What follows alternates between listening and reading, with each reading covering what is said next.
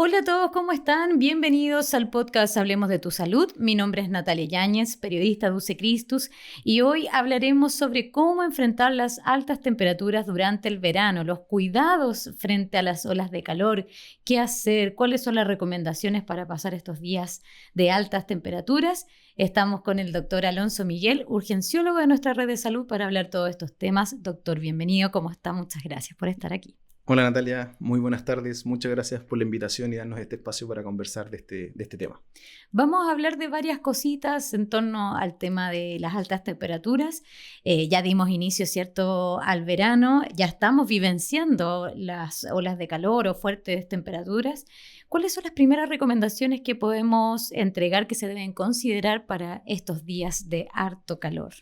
Bien, tenemos varias para dejar aquí en este programa. La primera, que entiendo que puede ser muy compleja, es tratar de evitar exponerse. Tratemos de no salir en las horas de mayores temperaturas que se comprometen entre las 10 de la mañana y las 4 de la tarde. Entendiendo que eso es difícil porque todos nosotros tenemos responsabilidades que cumplir, cosas que no debemos olvidar es tratar de utilizar una ropa liviana que trate de cubrir la mayor cantidad de la piel.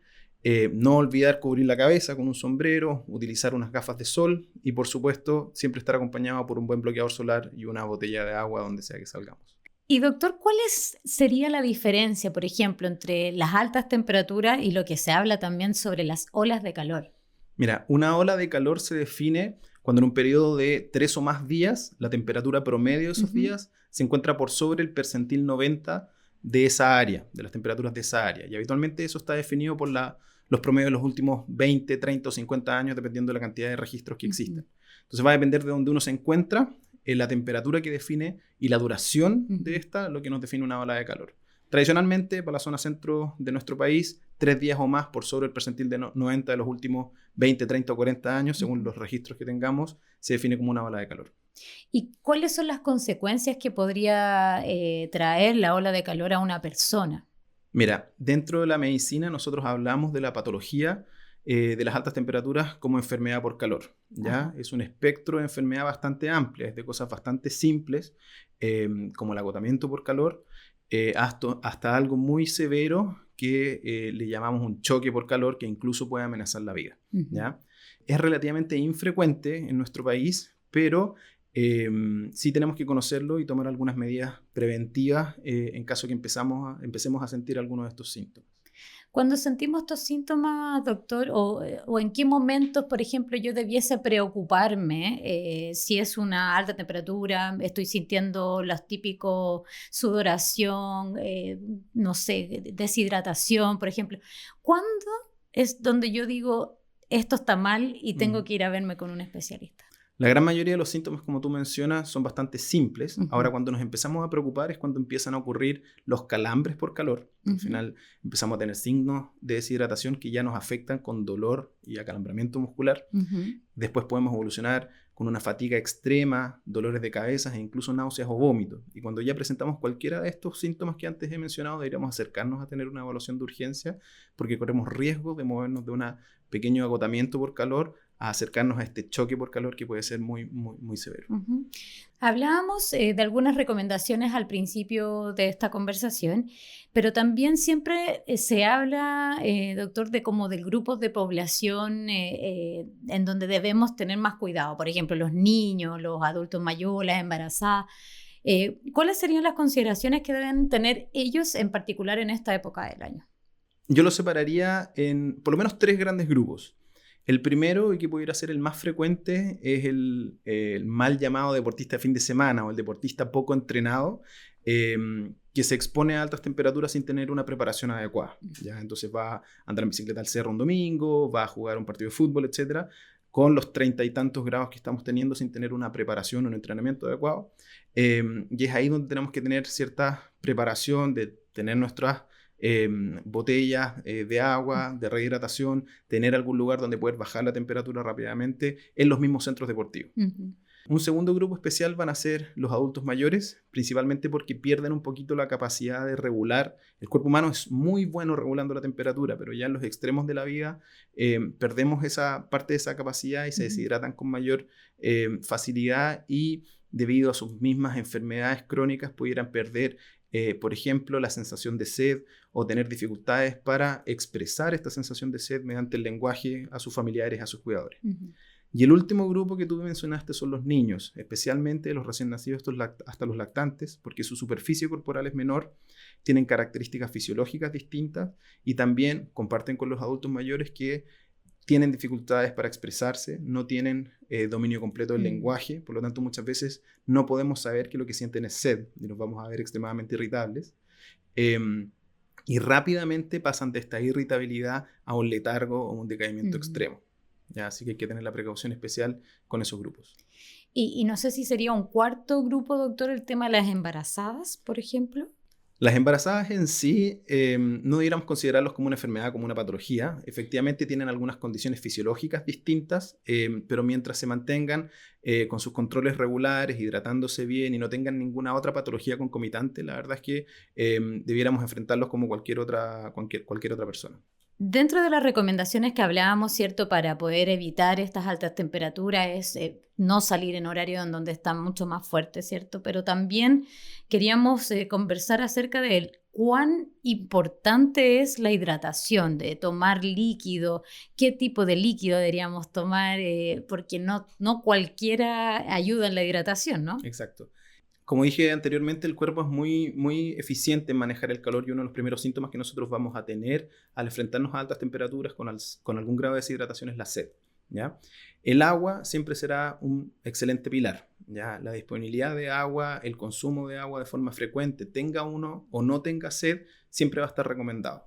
Hay algunas bebidas que sí o sí debemos evitar en estas altas temperaturas, como el alcohol, la cafeína, e incluso el té, ya que nos podrían aumentar los síntomas de la deshidratación porque nos hacen eliminar más líquido dado sus características propias. Otra cosa importante es que las bebidas para deportistas o las bebidas isotónicas son una buena herramienta para rehidratarse después de hacer deporte o haber estado expuesto a una deshidratación leve o moderada, pero no son estrictamente necesarias para la prevención de una deshidratación, ¿ya? Y el último punto importante es que no debemos olvidar que habitualmente, de forma muy disponible, tenemos un líquido que cumple con todo lo que necesitamos para hidratarnos o rehidratarnos, que es la leche, ¿ya? Lo que está disponible tanto para los niños como para los adultos, incluso los adultos mayores. La leche cuenta con electrolitos, cuenta con grasas, proteínas y carbohidratos y una cantidad calórica que está dentro de las recomendaciones para mantenerse hidratado en estas olas de calor. Ese es un muy buen dato, yo al menos no lo había escuchado. ¿Y hay otra alimentación, otros alimentos que nos pudiesen aportar? O sea, igual estamos en una época en donde la fruta, por ejemplo, se consume bastante. ¿Eso también nos permitiría capear un poco el calor? Correcto. Tenemos algunas frutas que tienen una mayor carga de agua. Dentro de ellas incluimos, por supuesto, la sandía. La sandía es la reina de las frutas que contiene una gran cantidad de agua. Los distintos tipos de melón, las peras, las naranjas. Por lo tanto, también son una muy buena herramienta. Son fáciles de llevar. Una naranja, una pera, la podemos andar trayendo junto con nuestra botella reutilizable de agua. Y debiéramos tratar de evitar la sobredistensión o el consumir mucha comida en los horarios de mayor calor, porque eso nos va a sobreexigir el organismo, el sistema digestivo, y eso podría requerir un mayor consumo de agua que podríamos estar utilizando para disminuir nuestra temperatura corporal. Muy bien. Otro de los temas que queríamos abordar en este episodio de nuestro podcast también es la relevancia en las altas temperaturas del cuidado de la piel, ¿cierto? Si bien siempre se habla del bloqueador, ¿cierto? Pero también evitar las mismas horas que hablábamos como estar afuera por temas de deshidratación también es el cuidado de la piel, ¿no? Sí, es muy importante. Y aquí yo me quiero detener, dar un mensaje. Las quemaduras solares, fisiológicamente hablando, fisiopatológicamente hablando, son exactamente iguales que las quemaduras por agua, las quemaduras por aceite, ¿ya? Existe un daño al órgano de la piel que puede producir secuelas bastante graves o cicatrices que requieran cuidados especiales. Entonces, tenemos dos formas de atacar esto. Uno es la prevención, que va a ser cubrir nuestra piel con ropa, con las gafas de sol, con el sombrero, utilizar un bloqueador solar con factor 50, no es necesario utilizar un factor mayor que eso, y debiéramos aplicarlo de forma bastante frecuente. No es suficiente aplicarlo una vez antes de salir y después nunca más en el día. Debiéramos utilizarlo cada 2 a 3 horas y en los niños o nosotros mismos, si nos vamos a meter a la piscina, al mar, al lago, etcétera, debiéramos reaplicarnos bloqueador al secarnos después de zambullirnos. Y el segundo pilar son los cuidados propiamente tal de la quemadura solar, ¿ya? Para ello podemos utilizar primero que todo enfriar la piel con agua, paños fríos. Podemos utilizar también antiinflamatorios sistémicos, ibuprofeno, naproxeno, etcétera, para disminuir las molestias. Y en caso de que presentemos ya ampollas en relación a una quemadura solar, debiéramos buscar asistencia en un servicio de urgencia. Perfecto. En toda esta etapa del año, es cierto que el verano nosotros disponemos de servicios de urgencia y también de emergencia, para que nos cuente un poquito más acerca del trabajo que ustedes hacen en esta época estival del año. Sí, en la red de salud UC Christus tenemos 3 centros de urgencia y emergencia en los cuales trabajamos urgenciólogos preparados y tenemos la disponibilidad de solicitar exámenes, imágenes, etcétera, para el cuidado de nuestros pacientes. Tenemos un centro de emergencia adosado al Centro Médico San Joaquín, el cual funciona en horario hábil entre las 8 de la mañana y las 7 de la tarde. Y nuestras 2 urgencias hospitalarias, una en Clínica San Carlos de Apoquindo y la otra en el Hospital Clínico de la Universidad Católica, que funcionan 24 horas al día, 365 días al año. Muy bien. ¿Qué mensaje podemos entregarle para cerrar este podcast a quienes nos escuchan y que tengan cuidado a las altas temperaturas? Las principales recomendaciones que yo dejaría es, primero que todo, tratar de evitar exponerse en las horas de riesgo, que son entre las 10 de la mañana y las 4 de la tarde. Recordar siempre utilizar una ropa fresca y que trate de cubrir la mayor cantidad de la piel. Utilizar un buen bloqueador solar, factor 50. Andar siempre con nuestra botella de agua reutilizable y estar atentos a los síntomas que nos debieran hacer consultar a un servicio de urgencia. Los calambres por calor, las náuseas y vómitos asociados a un dolor de cabeza en el contexto de una exposición a altas temperaturas nos debe hacer consultar en un servicio de urgencia para una evaluación completa por profesional médico. Muchas gracias, Alonso, por entregarnos entonces todas estas recomendaciones para enfrentarnos de la mejor manera a las altas temperaturas del verano. Muchas gracias por la invitación y los esperamos en nuestro servicio de urgencia de Red de Salud UC Christus. En UC Christus ponemos a tu disposición profesionales especializados en medicina de urgencia, tecnología de avanzada para el diagnóstico, tratamiento y todo el respaldo de las especialidades de la medicina UC.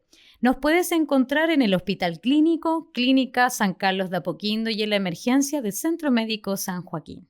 Gracias por conectarte al podcast Hablemos de tu Salud. Nos escuchamos prontamente en un nuevo episodio.